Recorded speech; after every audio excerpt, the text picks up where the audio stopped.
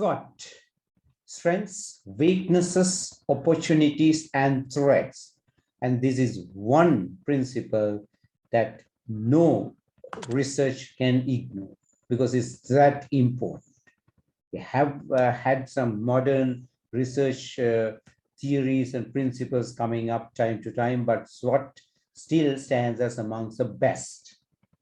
So this video is about the value of the SWOT and how we go for it. At the end of the video, I would be discussing some of the ways that we can assess a company. Actually, many students tend to take it easy on SWOT and do not utilize SWOT to the best effect. In fact, the conversion of B into an A is easier with SWOT than other theories that you may have at hand. So technically, yes, strengths and weaknesses, you're looking at internal micro skills, micro capacities of the company. And then we move into the macro aspects, the opportunities and the threats. What's happening outside in the larger market, in the economy, beyond the company's direct control. Of course, those things, the company can use it to their advantage. You may not be able to change them, but the company can utilize them to their advantage. If I do an example, like let's say, higher prices may make it difficult for a larger company to maintain decent profits with regard to the products. Whereas a smaller startup company may be able to manage its costs better than a larger company. So in a difficult economy, they'll be able to withstand better. So literally, the price rises could be taken as a threat, but a startup company could be taken as, could use it as an opportunity to crack into the dominance of larger companies.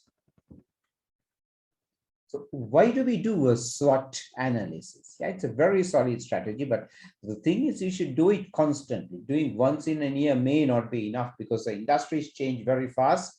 So as a result, you need to do several times, perhaps in a year. So it's a way for the business to identify. It looks very simple, but in very key, extremely important 4 directions are used by the company to identify its position in the industry. And normally, who does get involved in SWOT? Ideally, it has to be the topmost management, because only it's what they consider as threats, what they consider as opportunities would be what the company would be more interested in. So ideally, the SWOT should be done at the the higher level in a company rather than at a departmental level. It's possible, could be done even by an individual to identify his own SWOT.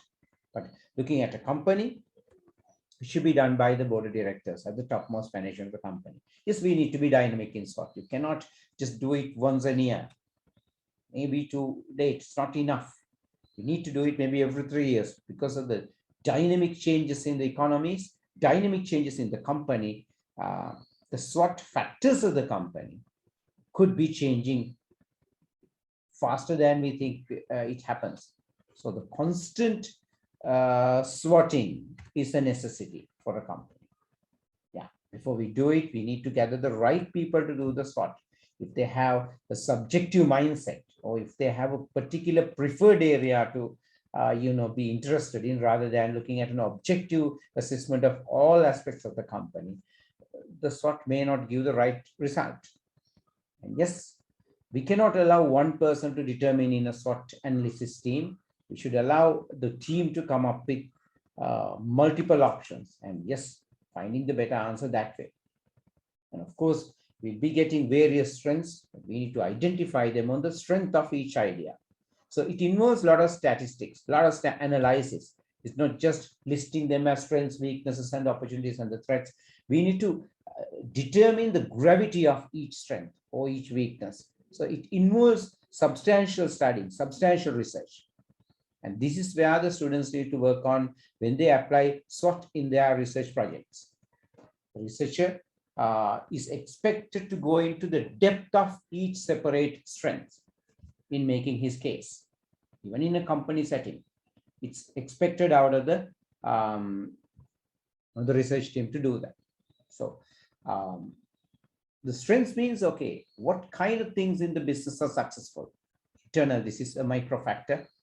So what assets do we have? Is it the networking scale? Is it the, the strength of the network?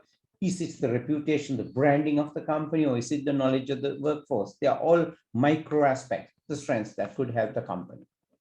And yes, the physical assets play a role, technology, available cash, or maybe the patents in hand, and whatever the competitive advantages that a company may have, and the level of the competitive advantage, the depth of the competitive advantage could be taken as a strength. Coming into weaknesses, again, it's a micro factor that a company will be able to change. Are there gaps in the team with regard to the talent pool? Are there some particular talent we are missing? What about the location of the business? Is it the ideal place, or should the place be changed? What kind of business processes need improvement? Every now and then we need to do the business process re-engineering, even in a smaller company. So what are the areas where the processes are weaker, and how are we going to improve them? And yes, how to stay competitive? And what about the tangible assets of the company, which are short of requirement? There would be weaknesses. Now we are coming into the macro factors. Yes. Yeah, the current growth of the company, the rate of growth of the company, and what's the possibility and the probability of the company either maintaining or increasing the growth or increasing the sales. That's an opportunity. And the other one being, the upcoming changes to regulations. Laws may come every now and then, and that could, some of them could be to the advantage of the company. So the company might identify them as early as possible, ideally ahead of the competition, and get the best of this, the changes that are happening around. So they are micro factors, no longer, they are macro factors, actually, the opportunities. So just reacting to the macro factors around you. That's what happens in opportunities, identifying and getting the best out of it. So what about the customers? Customers are a micro factor. How would you attract the customer? How would you serve the customer in a more efficient manner? Threats, definitely a macro factor. It comes from the environment, comes from the community, comes from outside the company. It could be technology, it could be consumer behavior changes, marketing trends can happen, change every now and then. Look at the COVID situation. People's marketing, people's purchasing trends have changed. So these changes may have a negative impact on the company. If that's the case, they are a threat, and the company need to find out ways to overcome it. Yeah. So, okay, we do the SWOT analysis. It may take some time to take some deep research to do that, and we make preparation and we inform it to the company. What after that? What's next? Yeah, the purpose of the SWOT is to identify the next weeks, next months, maybe next year, in the line of strategy of the company. How much of a strategic change we are required to make? How much of directional adjustments we need to make? How much of alteration of the current path that we need to take? All these are done after a decent SWOT analysis. And it would help you identify the weaknesses. It will help you identify the threats. Weaknesses, yes, macro factors, we could change. Threats, there's not much we can do about it. We better avoid those things. Opportunities, macro factors, but the strengths are micro. So you may work harder to improve on our strengths, whereas getting the best out of the macro factors as opportunities. This is where the students make the problem. Do not ever list out the SWOT factors in an MBA or MSc or even at the degree level assignment. Do not ever do that. This is not what's expected from a researcher at an MBA or the degree level. Each and every point that are mentioned here require explanation. Why do you say so? How is it an opportunity? How is it a threat? So this style of listing of or the bullet pointing of strengths, weaknesses are not the way to do. Of course, you don't have to have too many bullets. Identifying 3 key strengths, 3 key opportunities, same as in weaknesses and the the threats also would be going perfectly rather than going for a larger number of points. Ideally, a 3, maybe up to 5 would help out. I found out a particular list from online sources. Take a look at this. This is SWOT analysis. Now, see the way the analysis has been done. This could be a help for the person planning a research project. See the explanations given. Good product range. Yeah. Canon also developed a wide variety of products to meet individual and office needs. Canon produces printers, cameras. You have to write like this. All right. Production units in different countries. Explain out 18 nations. Be specific. Smart. Has to be right. Specific, measurable, achievable, realistic. All that should be there. Patents. Yeah. Describe it further. Canon is known for its research and development. Canon has various patents for technology, and mention them if you can. Promotional strategy. Yeah. Always put up a sentence when you put up a SWOT plan of action. Whatever the point you point out should be worded in a sentence. See, distribution network. Canon is operating all over the world. Canon has 18 production plants. Canon has wide stock network of stockist distributors and large employee base. How many? If you can find it. Brand image. Weaknesses. Again, dependency on HP, Hewlett-Packard. Issues on products, popularity of some products coming down. So that could be a weakness. And opportunities of Canon. Take a look at it. Development of consumer electronic market is going fast. So that could be it's happening in the world. So Canon has a foothold there. Development of the digital printing. That can be taken as opportunity by Canon. Medical devices, new industry that Canon is thinking about going. New trends, like what? The new trends in consumer behavior will open up new markets for Canon. This has given a great opportunity for organizations to expand revenue streams and to diversify into new product categories. So I have added this up as a support with regard to how to develop the business language, how to come up with the project idea, and how to, come up with the, credible series of suggestions in analysis of a company. And the threats, camera demand going down, right? Medical devices, yeah. There are lots of rules on medical devices, so it's very difficult to carry on with the production of that or the selling of that. Developments in the technology keeps on changing and, be difficult for Canon to keep up with the game. Intense competition, no question about it, and changing prices. And the government regulations, there are threats to Canon that Canon may not be able to do much about. Imported products from cheaper nations, cheaper product coming from third world countries, macroeconomic factors, yeah, true. Let's take a look at the Nestle company. Same line. Whenever you write out a particular point as per the strength, explain it in as smart as possible. Take a look at largest food company, reputed brand name, globally recognized brand. Explain better. Highly diversified company. Take a look at it. Nestle sells its products in 189 countries instead of relying on a few markets. It has captured the sizable market in a lot of developed and developing countries to earn most of its revenue. Its leading market include US, China, France, and Brazil. In 2020, its sales increased. This kind of speciality, this kind of smartness should be there in your pointing out of issues in SWOT. Make sure of that. Just writing the topic will not do. You have to explain it. World's most valuable brand, is it? Yeah, extensive product portfolio. Mention it clearly. Well-established relationship and popular brands. Efficient R&D system, research and development. Give reasons, point out specifics, give evidence. Environment sustainability practices. Large distribution system. Definitely a strength of Nestle, right? Always put up a sentence, at least.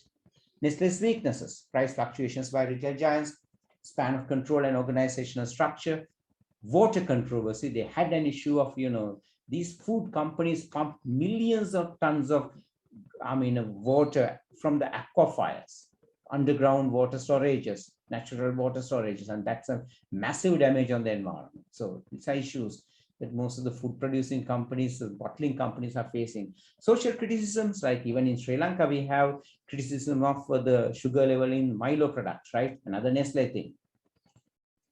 Maggi noodles controversy, we had it in India due to what's in the label. not being included in the content, and what's in the content not mentioned in the label. Racially insensitive product names, we had an issue with regard to this, and unhealthy products, Nestle was not unknown for that. Nestle's opportunities, venturing into small food startups, yeah, rather than maintaining with the bigger supermarkets, they have a chance in the smaller companies. Online shopping, yeah, should think about it. Market penetration for breakfast cereals, they've been trying hard. I think they've done good on that. Expanding ready-to-drink tea and coffee market. Yeah, the Nescafe has been pretty successful in Sri Lanka. Nestea, not that much. Partnerships, authentic labeling, explain out whatever the point that you're putting in, expand through acquisitions. Refocus on profitable ventures. Maybe, they may need to look back and try to improve on some of their profit-making ones. Nestle's threats, illegal rainforest destruction controversy. They've had an issue in Sumatra. Water scarcity, huge problem. You don't get the right water, not as easy in that huge quantities.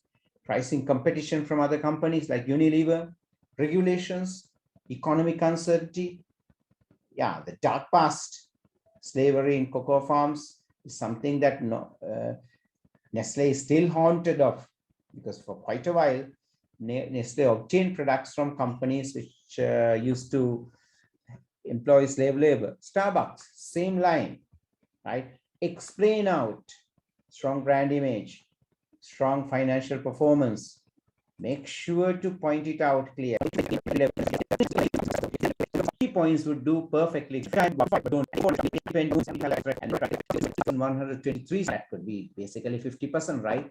It might affect the company. So this is one place where you can show that you've done decent research. Many students, when they use theories in their reports, do not get the best out of the theories without going to, if you don't explain out the theory points, then the marks are minimal. You need to explain out through the research that you've done. Global recession, see about it. Yeah, experts are predicting the ongoing recession would be worse than previous economic downturns. Starbucks revenue has dropped already. Compared to last year, the revenue of the fiscal year 2020 in Q2 is down by 5% and Q3 is down by 38% due to pandemic. This kind of explaining is required, right? PepsiCo, similar thing, right? So I've added it up to help you through, to assist you in your writing component. You do not need to copy this, but get some learning out of it as to how to kind of plan out on a strength, opportunity, weakness, as well as a threat under SWOT, as well as in other theories and the principles, right? Whatever the theory, whatever the principle, it requires decent explaining. Do not avoid that. Always make sure to add it. See, PepsiCo customer loyalty. PepsiCo has an extremely loyal customer base, particularly among the younger generation who love the iconic taste of the company's soft drinks. Recently, Pepsi has launched Evidence, right? The first ever cashback loyalty program, Pepcoin. Yeah, that sort of explaining should be there. And the weaknesses of PepsiCo. Take a look at effect of failed products. Failure in any venture is a weakness. PepsiCo's failed products such as Crystal Pepsi, Colorless Cola, and Pepsi Blue, etc., demoralized employees and portrayed them as incompetent in the public sphere, giving room for the competition to grow. May or may not have, right? So this kind of explaining is needed. Make sure, right? And the opportunities of Pepsi. You don't have to go into this kind of lengthy explaining. Just a sentence or two would be there. And some of the weaknesses could be converted into recommendations in the project bio, right? Some of, that could be done. And even the opportunities can be converted into recommendations. Increasing health options, introduce new flavors, yeah, enhance corporate social responsibility. Pepsi has been working hard on that, but need to work on it. Threats of the Pepsi, right? Take a look at it. And the change in demographics, the people change, number of people changing, their age changing, right? Their livelihood, the jobs, so the living styles changing, they will have an impact on the soft drink market in a company, right? In any nation. And increasing health consciousness of the people. People may be going more for healthy drinks rather than sugary content, right? So this would give you an idea about how a company can line up on SWOT just mentioning SWOT is not enough. Pointing out is not enough. You need to point out the strengths, weaknesses, and the opportunities of different uh, points that you are identifying yourself as these things. All right. So let's wind up and match you in another lesson.